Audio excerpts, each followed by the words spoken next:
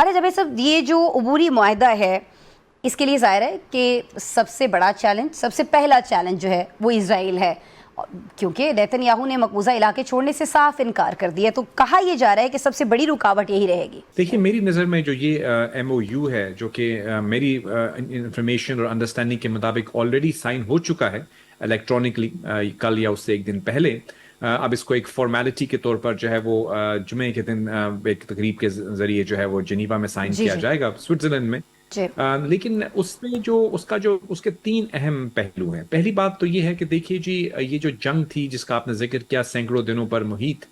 اس کو روکنے کے حوالے سے ایک سب سے پہلا دستاویز ہے۔ اس سے پہلے جو بھی ایگریمنٹ ہوا تھا، سیز فائر تمام وہ وربل تھا، ایک انڈرسٹینڈنگ تھی۔ اب یہ ہے کہ ایک لیگلی بائنڈنگ، یعنی قانونی طور پر دونوں اطراف بلکہ تمام اطراف جو ہیں ان پر ایک binding document M O U کی شکل میں سامنے آ گیا ہے، جس میں یہ چیز سامنے ظاہر ہوئی ہے کہ دونوں اطراف جو ہیں وہ جنگ نہیں چاہتے، وہ سیز فائر کو ایک مربوط انداز میں جو ہے وہ اگری کر چکے ہیں۔ اور اس کے بعد جو 3-4 مین ایشوز ہیں، جیسے کہ نیوکلیئر پروگرام ہے ایران کا، اس کے حوالے سے بھی انڈرسٹینڈنگ ڈیولپ ہو چکی ہے۔ آبنائے ہرمز فی الفور کھول دی جائے گی، اور اس کو ایسے کھولا جائے گا کہ جیسے اس پہ کوئی ٹول یا اس قسم کی فیس نہیں ہوگی، جس کا ذکر پہلے کیا جاتا تھا۔ یعنی کہ انٹرنیشنل لا کے مطابق جو ہے اس کو ٹریٹ کیا جائے گا۔ میں سمجھتا ہوں کہ خطے میں امن کے لیے، دنیا میں امن کے لیے ایک بہت اہم ترین پیش رفت ہے، اور اس کے حوالے سے پاکستان کی جو حکومت ہے، وزیر اعظم ہمارے، اور اس کے ساتھ ساتھ تمام جو ہمارے وزراء ہیں، خصوصاً انٹیریئر منسٹر محسن نقوی، اور اس کے ساتھ ساتھ فارن منسٹر، لیکن میں کہوں گا کہ ایک شخصیت جو ہے وہ اس چیز کے لیے میں سمجھتا ہوں صحرا ان کے اوپر جاتا ہے، جو کہ ہمارے فیلڈ مارشل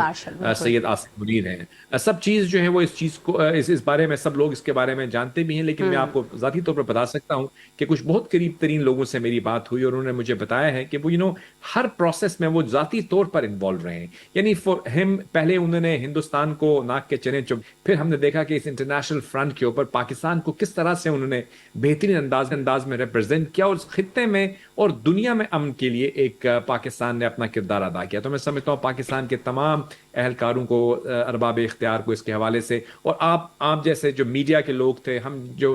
ہلکی پھلکی بات کر رہے تھے، اور پورے پاکستان میں جتنے بھی لوگ ہیں، الحمدللہ ہمیں فخر ہے اس چیز کے اوپر کہ ہماری قیادت جو ہے وہ دنیا میں امن کے حوالے سے ایک کلیدی آپ جاوید صاحب بالکل بجا فرما رہے ہیں، لیکن یہ جتنی شخصیات، جتنے ممالک، جتنے لوگ جن کے سر یہ صحرا جاتا ہے، یہ ساری چیزیں، یہ سارا کریڈٹ کہیں نہ کہیں ملیا میٹ ہو سکتا ہے اسرائیل کے کچھ سٹیپس کی وجہ سے سر، جیسے آج بھی جنوبی لبنان پر ڈرون حملے کیے گئے، جو کہ ایران یہ مسلسل کہہ رہا ہے کہ لبنان پر اگر حملے جاری رہتے ہیں تو پھر یہ معاہدہ خطرے میں پڑ سکتا ہے، اور سر ایرانی وزیر خارجہ کا بیان بھی آپ کے سامنے کہ لبنان جو ہے وہ اس معاہدے کے اندر شامل ہے۔ دیکھیے یہ جو معاہدہ ہے، اس معاہدے کے اندر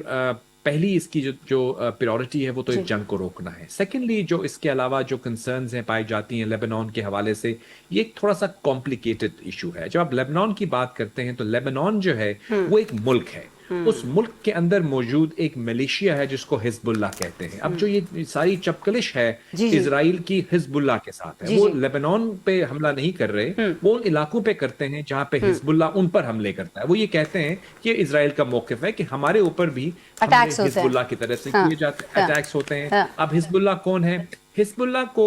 سپورٹ ملتی ہے ایران کی طرف سے، یعنی ایک عام ملیشیا ایک ملک کے اندر جو ہے وہ موجود ہے، تو اس حوالے سے یہ کشیدگی کا ایک باعث بنتی ہے۔ تو میں سمجھتا ہوں جو ایم او یو ہے اسماء صاحبہ، اس کے اندر یہ چیز بہت واضح طور پر کہی گئی ہے کہ ایران کو اور اس خطے میں موجود تمام جو ایسے عناصر ہیں، ایسے ایلیمنٹس ہیں جو کہ نان اسٹیٹ ایکٹرز ہیں، ان کو بھی روکنا پڑے گا، کیونکہ اگر وہ موجود رہتے ہیں تو اوبیسلی پھر یہ خطے میں امن نہیں ہو سکتا۔ سر روکے گا کون؟ یہ تو امریکہ روک سکتا ہے نا جاوید ملک صاحب، تو کیا امریکہ روک پائے گا اس معاہدے کی خلاف ورزی سے اسرائیل کو، یا پھر ایران کے رد عمل پر امریکہ کا الگ تھلگ ہونا ممکن ہوگا؟ اگر امریکہ کہتا ہے کہ اوکے فائن میں الگ ہوں، آپ نے اسرائیل کے ساتھ جیسے نمٹنا ہے جو کرنا ہے کریں، یہ بھی تو پاسبل نہیں دکھتا نا۔ جی دیکھیے، ایک پہلو میں نے آپ کے سامنے رکھا کہ جو لیبنان جو ان کا حزب اللہ کے اوپر سے حملے ہوتے ہیں، لیکن دوسری جو بات ہے وہ یہ ہے کہ اگر آپ اسرائیل کے اوپر دیکھیں، وہ بھی تو ایکسپینشنسٹ ایجنڈا رکھتا ہے، وہ ایسے علاقوں میں جو ہے حملے کر رہتا ہے جو کہ اسرائیل کا حصہ نہیں ہے، تو اسرائیل کو بھی روکنا ہے، اس کو بھی کرٹیل کرنا ہے، اس کو بھی محدود ہونا ہے۔ اس اوسلو ایگریمنٹ کے تحت جو اس کی حدود رکھے گئے تھے، ان سے تجاوزات جب وہ کرتا ہے تو حزب اللہ ان پہ حملہ کرتے ہیں۔ اب سوال یہ ہوتا ہے کہ یہ کیونکہ مسئلہ جو ہے اتنا پیچیدہ ہے. ہم اصل میں چلے تھے عراق اور امریکہ کی جنگ کے بارے میں, لیکن پھر ہم نے دیکھا کہ یہ اس کو وسیع تر خطے کے اندر جتنا بھی معاملات ہیں, چاہے وہ ہوتیز ہوں, چاہے وہ یمن کے اندر ہوں, چاہے وہ لیبنان میں ہوں, ان تمام کو اس کا جو ہے وہ سبجیکٹ بنا دیا گیا. اب میری نظر میں ان تمام معاملات پر مختلف آراء پائی جاتی ہیں. تھوڑا کمپلیکیٹڈ معاملہ ہے, اسی لیے 3-4 ماہ لگے ہیں. اب میری نظر میں جب یہ مسئلہ ایک حل ہو جائے گا جو کہ ایران اور امریکہ کے درمیان ہے, تو پھر دوسرا مسئلہ جو ہے وہ اس فلسطین اور اسرائیل کے حوالے سے بھی ہے. وہاں پہ آپ کا سوال بالکل صحیح ہے. آپ کہہ رہی ہیں کہ کیا اسرائیل جو ہے وہ اس طرح کرتا رہے گا, کیا امریکہ اس کو ٹرن دا بلائنڈ آئی کرے گا یا اس کے اوپر روکے گا اس کو. میری نظر میں 3-4 دن پہلے یا تقریباً ایک ہفتہ پہلے ایک ٹیلی فون کال رپورٹ ہوئی ہے جو کہ بہت زیادہ ویل نون پبلیکیشنز میں, جو پریزیڈنٹ ٹرمپ نے کافی ایسے الفاظ استعمال کیے اس ٹیلی فون کال میں نتن یاہو کے لیے, جو میں یہاں ریپیٹ نہیں کر سکتا, جن کو سخت الفاظ بھی بلکہ اس سے بھی بڑھ کر کچھ کہا جانا چاہیے. ٹرو.